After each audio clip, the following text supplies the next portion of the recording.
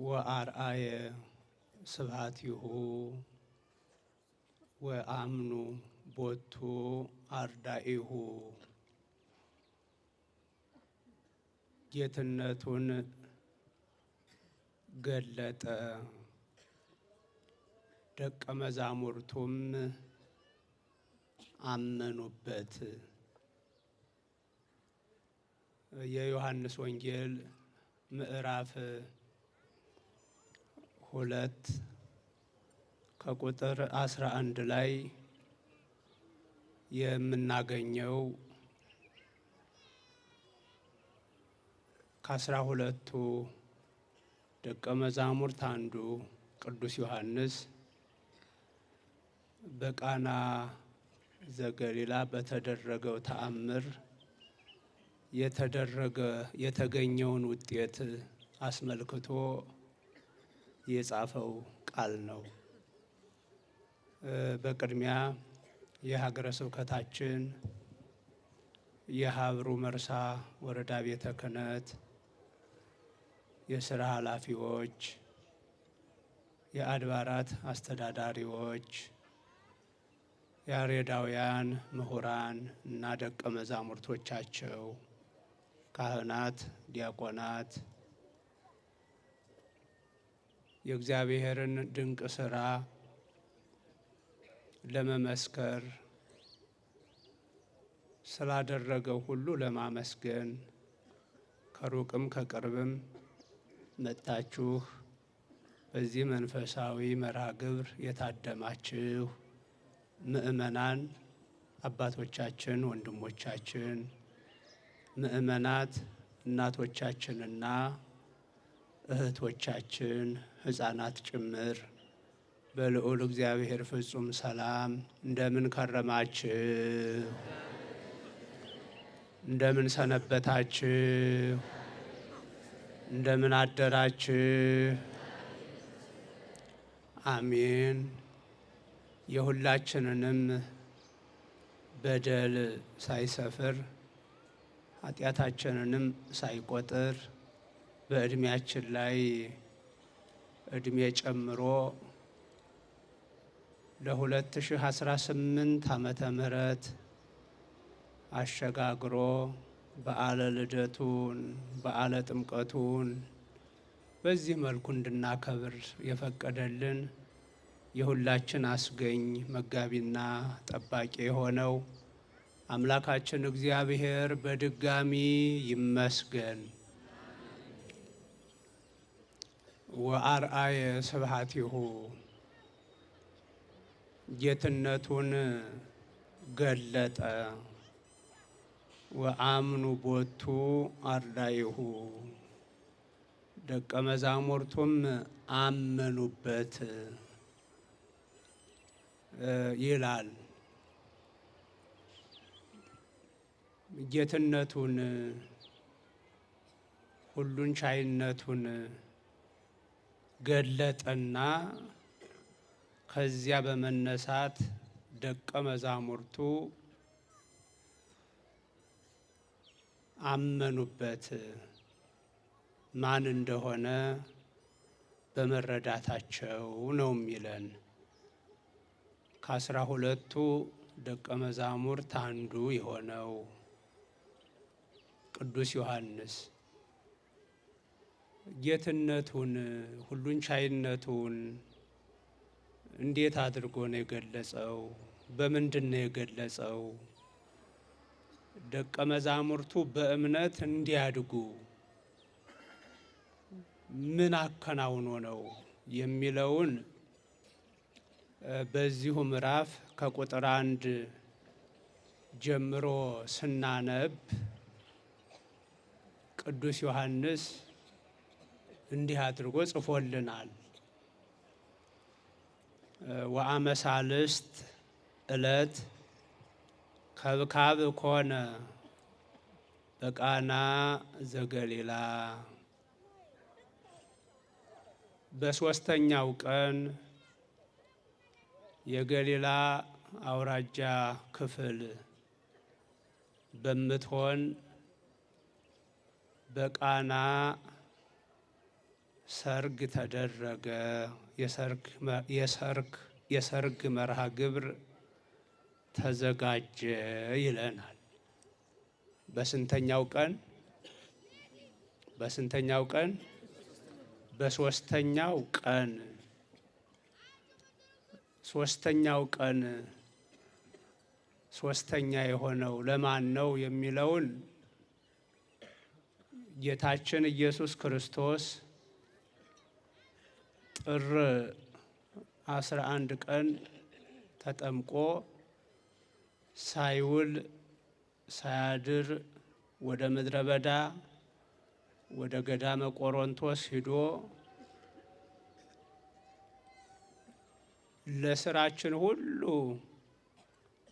መጀመሪያ ጾም አስፈላጊ እንደሆነ ለማስተማር 40 ቀን 40 ሌሊት ጾሞ ጨርሶ ከወጣ በኋላ በሶስተኛው ቀን ለማለት ነው። የክንውንም የተከናወነው የካቲት 23 ነው። ሊቃውንተ ቤተ ክርስቲያን የውሃ በዓል ከውሃ በዓል ጋራ በአንድ ላይ ቢከበር ብለው ወደ ጥር 12 በውሳኔ ወይም በቀኖና አመጡት እንጂ ይሄ ክንውን የተከናወነው የካቲት 23 ቀን ነው እና የካቲት 23 ጌታችን ኢየሱስ ክርስቶስ ከገዳመ ቆሮንቶስ ወጥቶ ሶስተኛ ቀኑ ነበረ እና በዚያ በሶስተኛ ቀኑ በገሊላ አውራጃ ውስጥ ከገሊላ ባህር በስተምዕራብ 25 ኪሎ ሜትር ርቀት ላይ ናዝሬት ከተማን እናገኛለን። ከናዝሬት ከተማ ደግሞ በስተሰሜን በኩል አሁን የጠራናትን መንደር ማናት? ቃና የምትለዋን መንደር እናገኛለን። እንግዲህ ጌታችን ኢየሱስ ክርስቶስ ከሰማየ ሰማያት ወርዶ ሲጸነስ እሱን ለመጽነስ የተመረጠችው እናታችን ድንግል ማርያም የነበረችው በዚሁ በገሊላ አውራጃ በናዝሬት ከተማ ነው የነበረችው እና የተጸነሰው በናዝሬት ከተማ ነው ማለት ነው። እንደገና ትንቢቱ ይፈጸም ዘንድ የተወለደው ደግሞ በደቡብ እስራኤል በይሁዳ አውራጃ ቤተልሔም ከተማ ቤተልሔም መንደር ነው የተወለደው። በቤተልሔም ተወልዶ ደግሞ እድገቱ መልሶ በናዝሬት ነው። በቤተልሔም ተወልደ ወበናዝሬት ሐጽነ በቤተልሔም ተወለደ፣ በናዝሬት አደገ ነው። 2 ዓመት ገደማ ሲሆነው ወደ ግብፅ ተሰደደ። ከዚያ ከስደት መልስ ከ5 ዓመት ከ6 ወር ጀምሮ እስከ 30 ዓመቱ ድረስ የቆየው በዚች በናዝሬት መንደር ነው እና ናዝሬት ላይ እናታችን ድንግል ማርያም ትታወቃለች። የኖረችው እዛ ስለሆነ ከቤተ መቅደስ ከወጣች ከ12 ዓመቷ በኋላ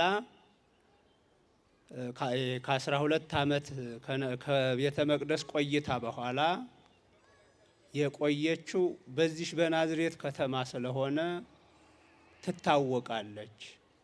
የወለደችው ፍጹም ሰው ፍጹም አምላክ የሆነው ኢየሱስ ክርስቶስም በናዝሬት ላይ ስላደገ ይታወቃል እና ቃና ላይ ሰርግ ሲደረግ ቤተ ዘመድ እንደመሆኗም ታዋቂ እንደመሆኗም እናታችን ድንግል ማርያም ተጠርታ በሰርጉ ቤት በዶኪማስ ሰርግ እንድትገኝ ተደረገ። ተጠራሽ በክብር። እሷ ስትጠራ ብዙ ደቀ መዛሙርትን በመሰብሰብ የማስተማር ስራ የጀመረው ልጇ ኢየሱስ ክርስቶስም በሰርጉ ተጠራና ተገኘ። እሱ ሲገኝ ደግሞ ከተለያየ የስራ መስክ ከተለያየ ጎሳ ነገድ የሰበሰባቸው ደቀ መዛሙርቱም አብረው በሰርግ ቤቱ ተገኝተው እንደነበረ ይህንን የወንጌል ክፍል የጻፈልን ቅዱስ ዮሐንስ ይነግረናል። ወሀለወት ህየ እሙ ለእግዚ ኢየሱስ። በዚያ በሰርጉ ቤት የጌታችን የኢየሱስ ክርስቶስ እናት ድንግል ማርያም እዚያ ነበረች። ወጸውዕዎ ለእግዚ ኢየሱስ ወለአርዳኢሁ ውስተ ከብካብ። ጌታችንን ኢየሱስ ክርስቶስን ጠሩት፣ እንዲሁ ደቀ መዛሙርቱንም ከእርሱ ጋር ጠሯቸው። በዚህ መልኩ እመቤታችን ልጇ ጌታችን ኢየሱስ ክርስቶስ ቅዱሳን ሐዋርያት ከሌላው ቤተ ዘመድ ጋራ ከሌላው እንግዳ ጋራ ታድመው በሰርግ ቤቱ ነበሩ።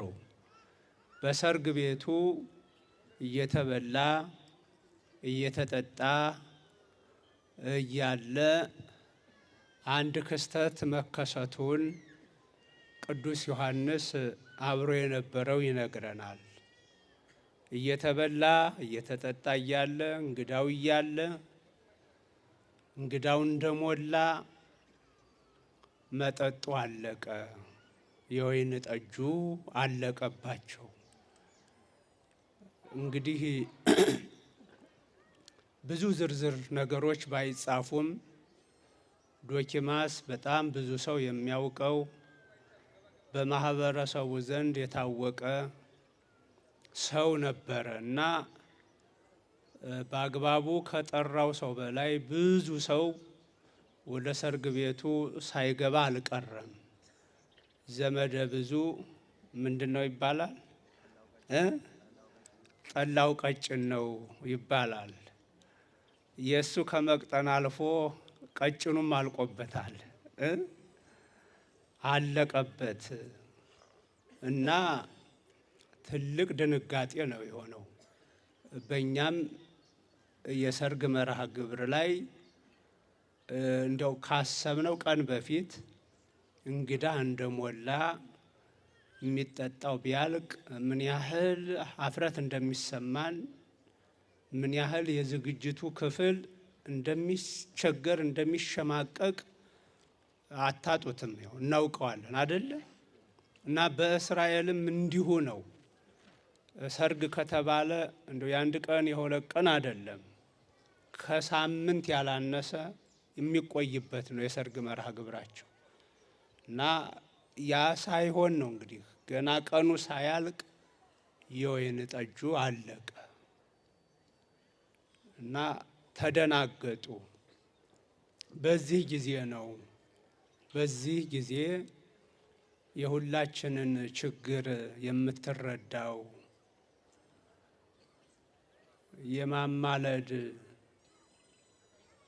ችግራችንን የማስፈታት ስጦታ የተሰጣት እናታችን ድንግል ማርያም እንደ ሌሎቹ ሳትተች፣ እንግዲህ አሁን ብዙ ባይጻፍልንም የተቹ ብዙ ይኖራሉ። ያለ አቅሙ እንግዳ ጠርቶ እያሉ ዶኪማስን የተቹት ቀላል አይሆኑም። እሷ ግን ወደ ልጇ ሁሉን ወደ ማድረግ ወደሚችለው ሁሉም ቢያውቅም የቅዱሳንን የእናታችንን የድንግል ማርያምን የማስታረቅ አገልግሎት ለመረዳት እንደማያውቅ ዝም ለሚለው ግን ሁሉን ወደሚያውቀው ልጇ ቀረብ አለችና ወይንኬ አልቦሙ ወይን እኮ የላቸውም ማለት የወይን ጠጅ እኮ የላቸውም አልቆባቸዋል አለችው። የወይን ጠጅ እኮ አልቆባቸዋል፣ እንግዳው እንደሞላ የሚጠጣ አልቋል። ለዚህ ጋባዦቹ እነ ዶኪማስ ደንግጠዋል ማለቷ እኮ ነው። ደንግጠዋል፣ አፍረዋል ብላ አሳሰበች እና በዚህ ጊዜ ነበረ አንቺ ሴት ካንቺ ጋር ምን አለኝ? ገና ጊዜ አልደረሰም እኮ አላት ይለናል ቅዱስ ዮሐንስ። አንቺ ሴት ኦ ብእሲቶ፣ አንቺ ሴት ሆይ ካንቺ ጋር ምን አለኝ? አሁን ይህንን ንግግር እንደኛ ባህል በእኛ ወግ ከፈታነው ከተረጎምነው ጥላቻ ያለበት መናናቅ ያለበት ንግግር ይመስላል አይደለም።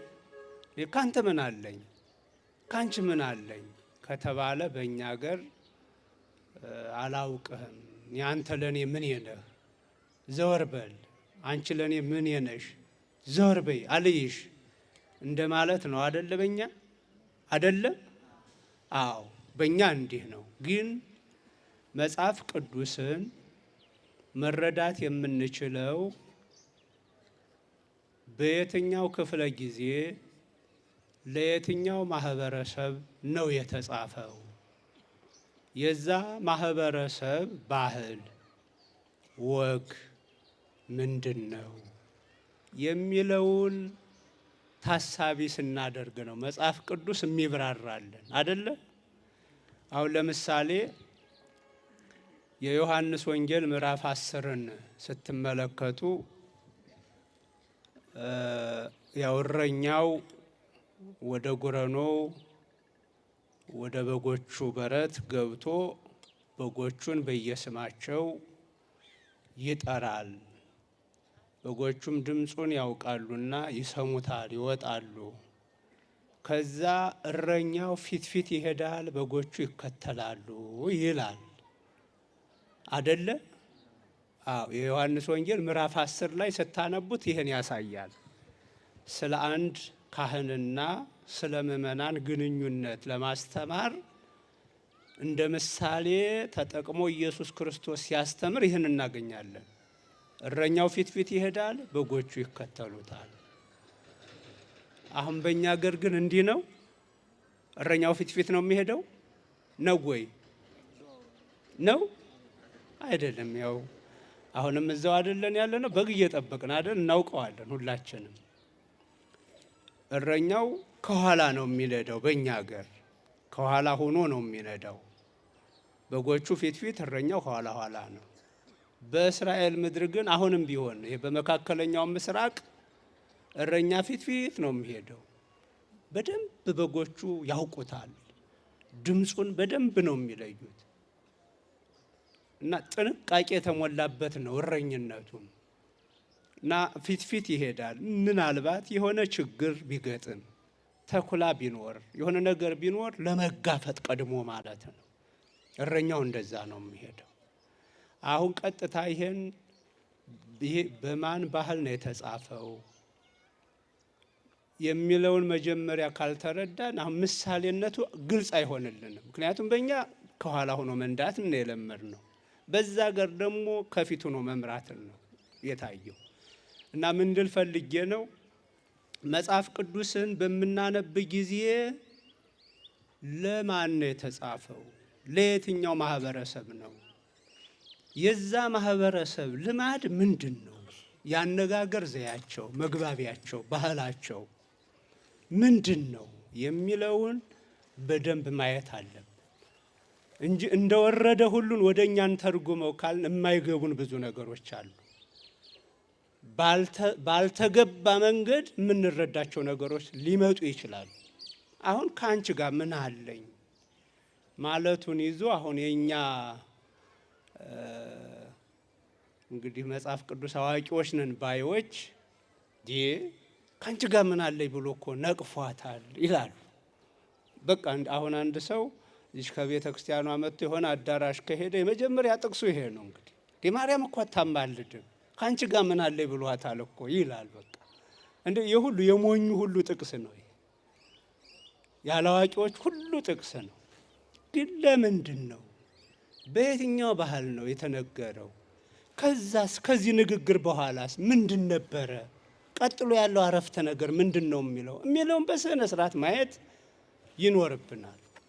እና በእስራኤል ምድር አንቺ ሴት ማለት በጣም የአክብሮት ነው። ኦ ብእሲቶ የምንለው እኛ በግዕዙ ኦ ብእሲቶ አንቺ ሴት ሆይ ማለት በጣም የአክብሮት ነው።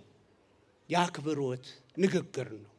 ከአንቺ ጋር ምን አለኝ ወይም ከአንተ ጋር ምን አለኝ ካለች እንዲህ ይህንን አድርግ ብትለኝ እኔ ላለማድረግ ከአንተ ጋር ምን ጸብ አለኝ? አንተ ይህን ጠይቀህ ይህን የማላደርግበት ምን ምክንያት አለኝ እንደማለት ነው። እና አሁን ከአንቺ ጋር ምን አለኝ ሲል አንቺ አሁን የወይን ጠጁ ማለቅ አሳስቦሻል። የዶኪማስ ቤተሰብ ሁሉ ማፈር መደንገጥ አሳዝኖሻል እና የወይን ጠጅ እንዲፈጠር እንዲሞላ በጋኑ ፈልገሻል። ይህን ፍላጎትሽን የማልፈጽምበት ከአንቺ ጋር ምን ጠብ አለኝ ማለት ነው። ምክንያቱም ቀጥሎ ያለውን አረፍተ ነገር ብናየው ሌላ እንድንተረጉም አያስችልም። አዲ በፀሐ ጊዜ ግን ሰዓቴ ገና አልደረሰም። ይሄ ወደ መስቀሉም ወደ ደሙም የሚሄድ ሆኖ አሁን እዚሁ ላይ እንቁምና መቼም እግዚአብሔር መለኮታዊ እቅድ ይዞ ነው ሁሉን የሚያደርገው። ይሄ 6 ሰዓቱን ቀደም ብሎ 3 ሰዓት የ3 ሰዓቱን ቀደም ብሎ በነግ በ1 ሰዓት አያደርገውም። የያዘው ፕሮግራም አለ። ይህን ተባባሉ። እናትና ልጅ እንዲህ ተነጋገሩ። ከዛ በኋላ እናትና ልጅ ተግባብተዋልና ዘወር አለችና ኩሎ ዘይቤለክሙ ግበሩ አለች። እንግዲህ የሚላችሁን ሁሉ አድርጉ። ባይግባቡ ኑሮ ልክ በእኛ እንደተረጎም ነው ቢነቅፋት ኑሮ አሁን ዘወር ብላ እዛ ሰርግ ቤት ለሚያገለግሉት፣ ለሚያሳልፉት፣ ለሚያስተባብሩት የሚላችሁን ሁሉ አድርጉ ትል ነበር ወይ? ያስብል ነበር ወይ? አያስብልም ነበር። ግን ተግባብተው ስለነበረ የሚላችሁን ሁሉ አድርጉ አለች። ከዛ ወሃለው አህዬ መሳብክት 6 እለ እብን በዘያጥህሩ ቦቶን አይሁድ ንቡራተ ህዬ።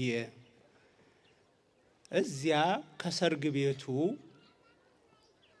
አጠገብ አይሁድ ለመንጻት ለመጽዳት የሚጠቀሙባቸው 6 የድንጋይ ጋኖች ተቀምጠው ነበረ። 6 የምን ጋኖች? የድንጋይ ጋኖች። ዓላማቸው አይሁድ የሚነጹባቸው። እንዲያውም እነዚህ ለወይን ጠጅ የተቀመጡ አልነበሩም። የአይሁድ ወገኞች ናቸው። ወጣ ብለው ሲመለሱ እጃቸውን እንደው ደም እስከሚነስረው ድረስ ነው የሚታጠቡት እና የሆነ ነገር ከጨበጡ ረክሰናል ይላሉ። እና ሰርግ ቤቱ በር ላይ ጋኖች ውሃ ተሞልተው ይቀመጡና እነዛን ይጠቀሙባታል። በዘያጥህሩ ቦቶን ነው ያለው። ወይን የሚሞሉባቸው ሳይሆን ውሃ ሞልተው የሚታጠቡባቸው ናቸው። እና 6 የድንጋይ ጋኖች አሉ። ወያገምራ በክሌቱ በሰለስቱ መስፈርት ዘቀሱት እና እያንዳንዱ ጋኖች አንዳንዶቹ ሁለትን ስራ ሁለትን ስራ አንዳንዶቹ ደግሞ ሶስትን ስራ የሚይዙ ናቸው። እነዛ ጋኖች ነበሩ ይለናል ቅዱስ ዮሐንስ። እና እመቤታችን የሚላችሁን ሁሉ አድርጉ ብላ ቀድማ ማሳሰቢያ ሰጥታለች።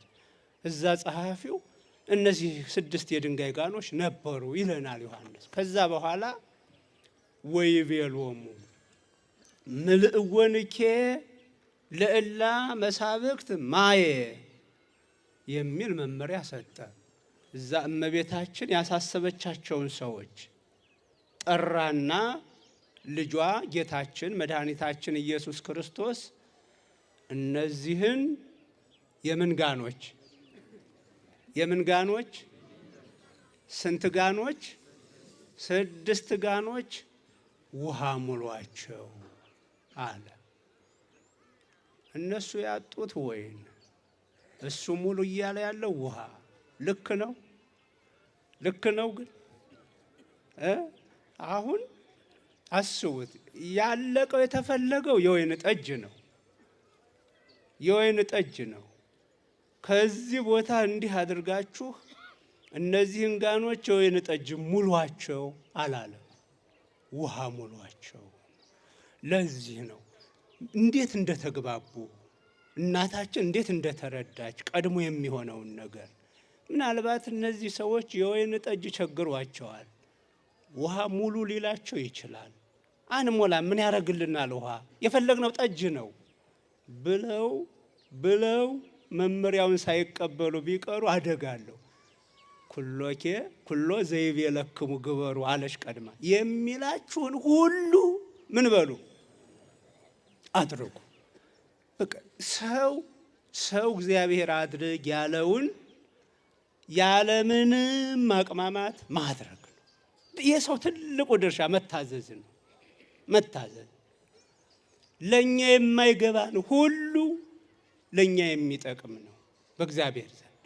እና ይሄን አድርግ ሲል እሺ፣ ይሄን አታድርግ ሲባል ምን አለበት አሁን ይሄን ባደርገው አይባልም።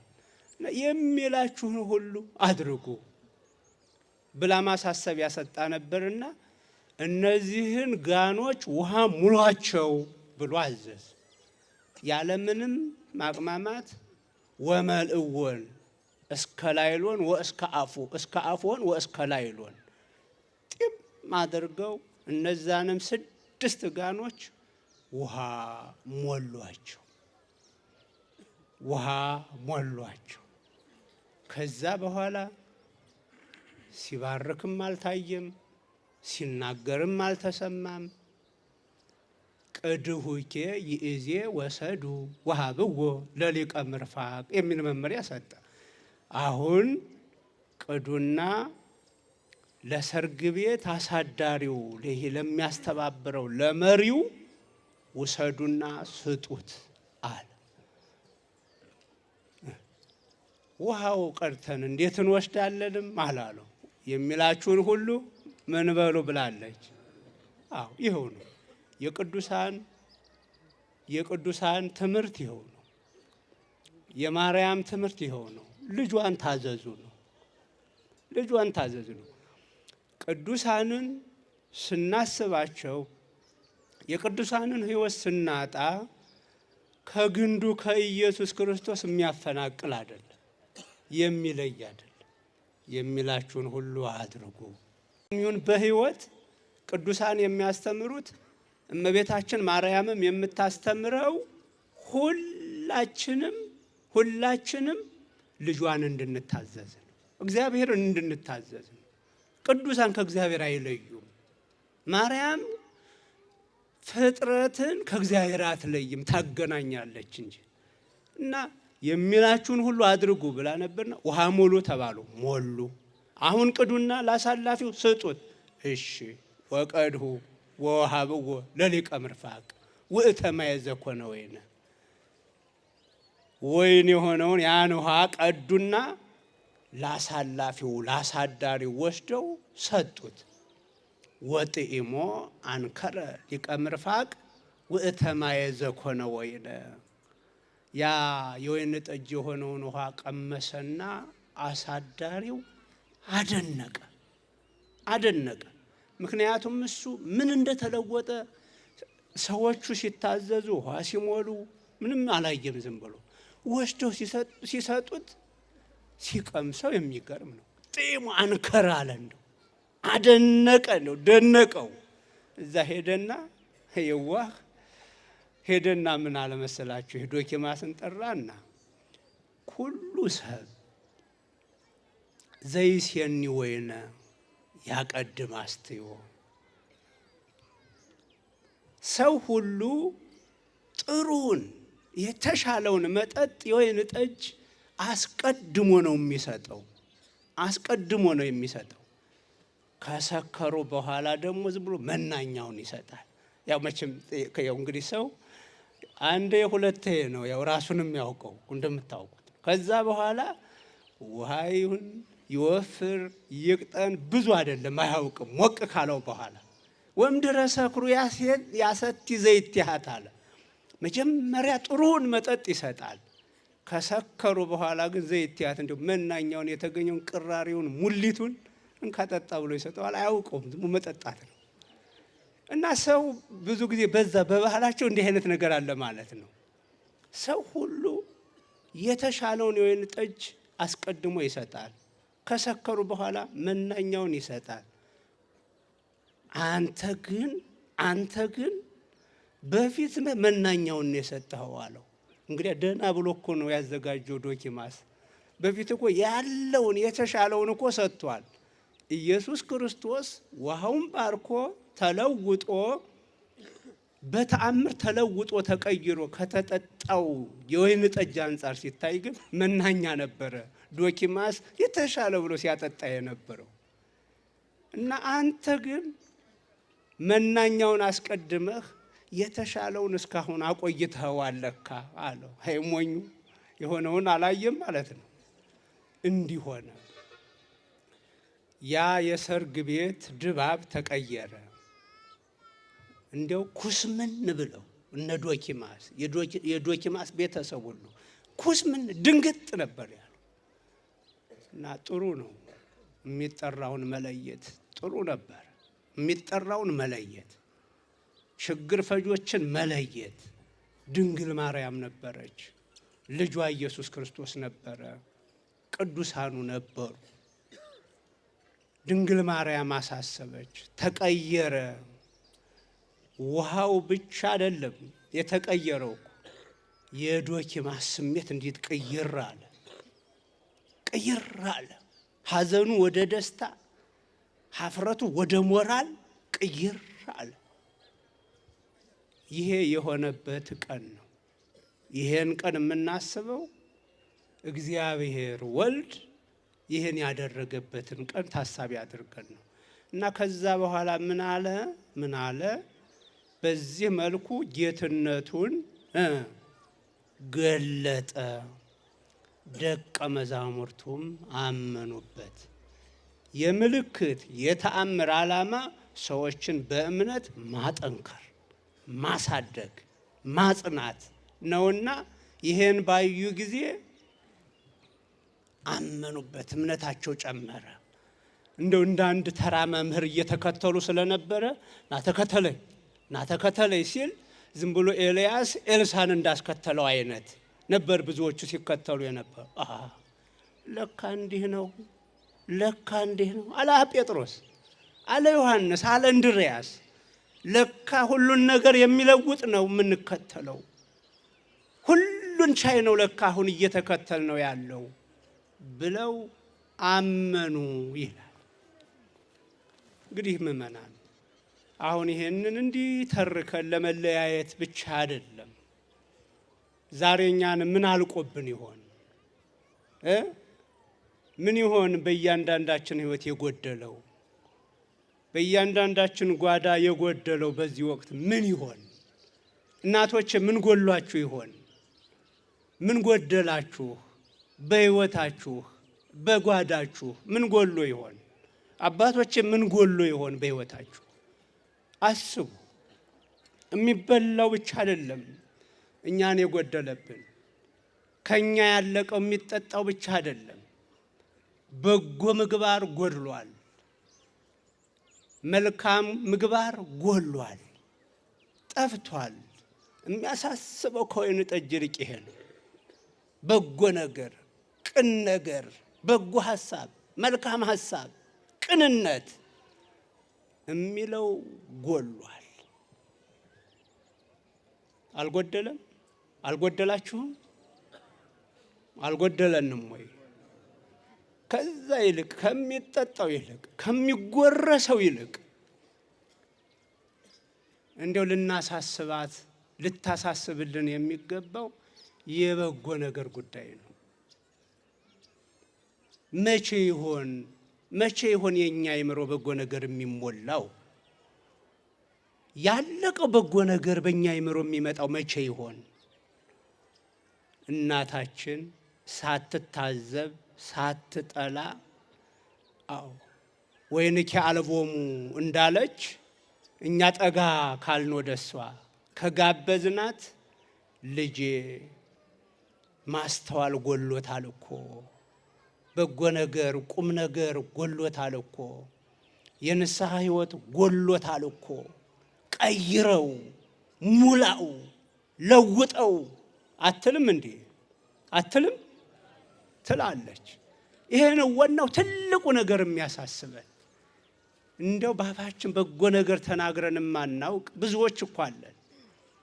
አእምሯችን በጎ ነገር የሌለበት ባዶ የሆነብን ብዙዎች አለን። እስከ መቼ ነው በጎ ነገር ተለይቶን የምንኖረው? እስከ መቼ ነው በጎ ነገር ጠምቶን የምንኖረው? እስከ መቼ ድረስ ነው? በፍጹም ሊቆም ይገባል። ይሄ አእምሯችን ሊለወጥ ይገባል፣ ሊታደስ ይገባል በንስሐ። ለዚህ ደግሞ የወይን ጠጁ ባለቀ ጊዜ ያሳሰበችው፣ ውሃው ተለውጦ የወይን ጠጅ እንዲሆን ያደረገችው ማርያም አታስፈልግም?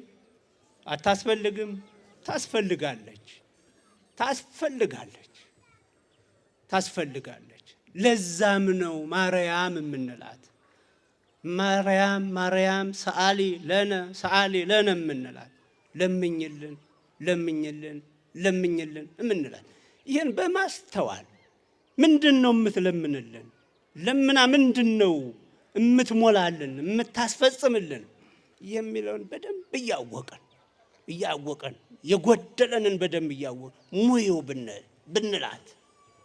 ሙዩ ብንላት እውነት የንስሐ ሕይወታችን ልውጥ ብሎ ተስተካክሎ ሙሉ ሰዎች ሆነን የዛሬ ዓመት እንድንገኝ ድንግል ሆይ አሳስቢ ብንላት ትልቁ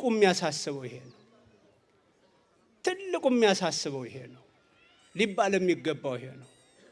ፍቅርኪ አልቦሙ እንድትልልን ማሳሰብ ይገባል። በእውነት ኢትዮጵያውያን ፍቅር ጎሏቸዋል፣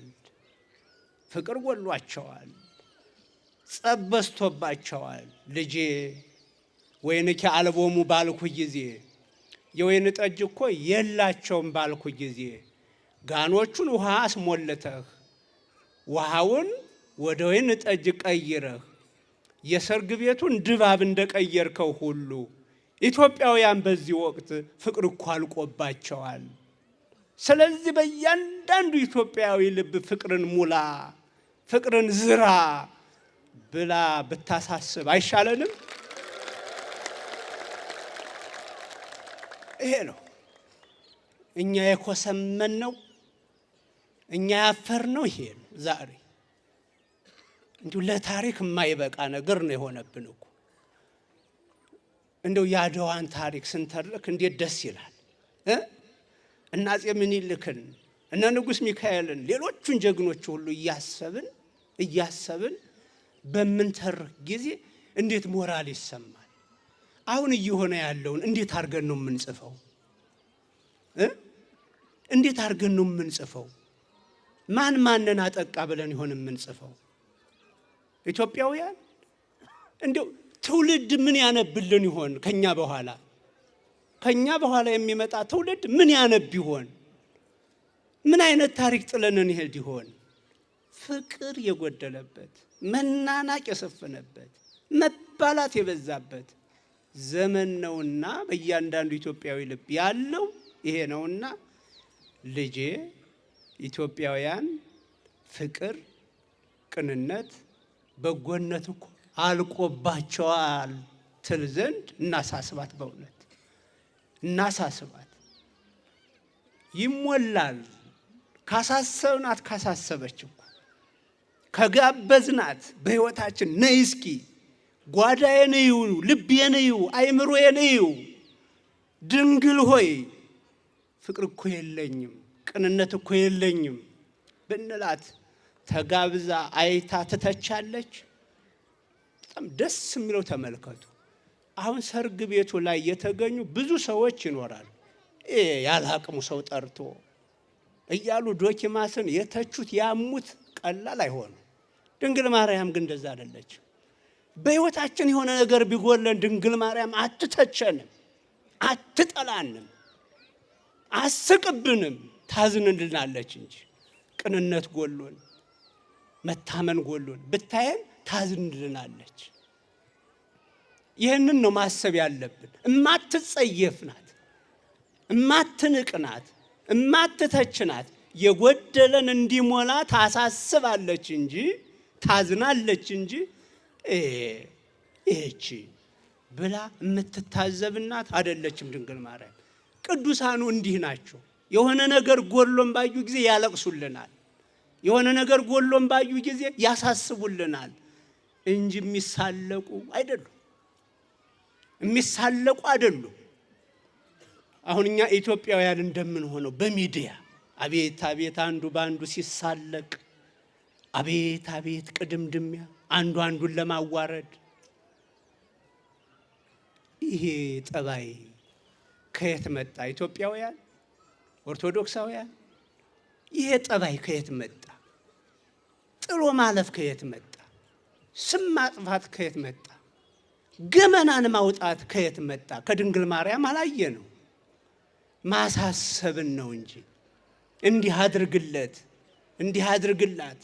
ወዶ አይደለም ይሄን የሚናገረው፣ ወዶ አይደለም ይሄን የሚሰራው። ይሄ ጎሎት ነው። እግዚአብሔር ሆይ የገሌ ልብ ለውጠው ነበር አይደል የክርስቲያኖች ጠባይ። ስለዚህ ምእመናን ይሄን ተርከን እንድንለያይ ሳይሆን አሁንም ቢሆን ያለቀብን ነገር የምታስሞላ እናት እንዳለችን እንድንመካከር ነው የተጠራ ነው የተሰበሰብ ነው። የጎደለንን ፍቅር፣ የጎደለንን መተሳሰብ የምታስፈጽም የምታስሞላ እናት አለችን። ደስ ይበላችሁ በእውነት። አዎ ይሰማታል፣ ይሰማታል። የሚላችሁን ሁሉ አድርጉ አለች እኮ ሰምቷት። የሚላችሁን ሁሉ አድርጉ። አዎ ይሄ ነው አሁንም ያለው። አይዟችሁ፣ ይለወጣል ህይወት።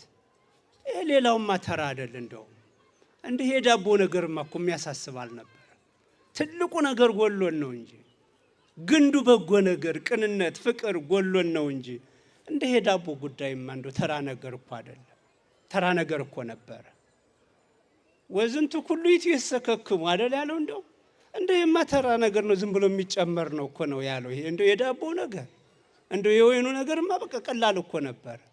ህይወት ቢለወጥ፣ ህይወት ቢሻሻል፣ ልብ ቢለወጥ ምድሯ እኮ በቀላሉ ትለወጣለች አይደል ምእመናን?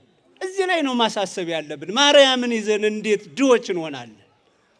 ማርያምን ይዘን እስከ መቼ ነው ማንለወጠው ማንቀየረው? በእውነት ይህንን ነው ልናስብ የሚገባል። እንዲህ አደረገ፣ ያ ቤት ተለወጠ። የቀመሰ ሁሉ አደነቀ አደነቀ። በእውነት ነገ ሰዎች ኢትዮጵያን በሚያደንቁበት ነገር እኛስ ብንለወጥ፣ በእውነት ኢትዮጵያውያን ተረጋጉ፣ ኢትዮጵያውያን ተለወጡ፣ ኢትዮጵያውያን በፍቅር ተሞሉ፣ ኢትዮጵያውያን አንድ ሆኑ ብለው ሌሎች እንዲያደንቁ ድንግል ታሳስብልን። በእውነት አሁን እኮ መሳለቂያ ሆነናል።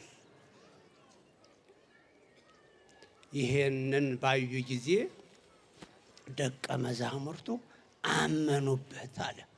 አመኑበት፣ እምነታቸው ጸና አለ። ታምር እምነት ለማሳደግ ነው፣ እምነት ለማጽናት ነውና እንዲህ አሳለቃሚው ሁሉ ቀራጩ ሁሉ ዝም ብሎ ነበር የተከተለው። አሃ አለ፣ በቃ እንዲህ ነው፣ እንዲህ ይለውጣል ለካ አሉና 12ቱ ደቀ መዛሙርትም በደንብ ሆነው አመኑበት አለ። አመኑበት። እውነት ነው። እግዚአብሔር በሕይወታችን የሚሰራቸውን ሁሉ በደንብ ስናስተውል እምነት ይጨምራል፣ እምነት ይጨምራል፣ እምነት ያድጋል። የሐዋርያት እምነት አደገ። እኛን ለመውለድ የሚያስችል እኛን ለማሳመን የሚያስችል ደረጃ ላይ ደረሱ። ከዛ በኋላ እንዲህ እያሉ እኮ ነው እንግዲህ ዓለምን እየተዋት፣ መስገብገብን እየተው፣ አሳውን እየተው፣ ቀራጭነቱን እየተው ዓለም ምን ታደርጋለች እያሉ እነሱ በተቃኙበት እኛም እንድንቃኝ ሕይወት የሆነውን ክርስቶስን እንድናገኝ ወደ ዓለም ሁሉ የተሰማሩት ከዚህ ተነስተው አውቀው ተረድተው አምነው ነው። እኛም ከነሱ የእምነት ደረጃ እንደርስ ዘንድ የእግዚአብሔር ፈቃድ ይሆንልን። ምእመናን በድጋሚ እንኳን አደረሰን፣ እንኳን አደረሳችሁ። እግዚአብሔር ከሁላችን ጋር ይሁን። ወስብሐት ለእግዚአብሔር።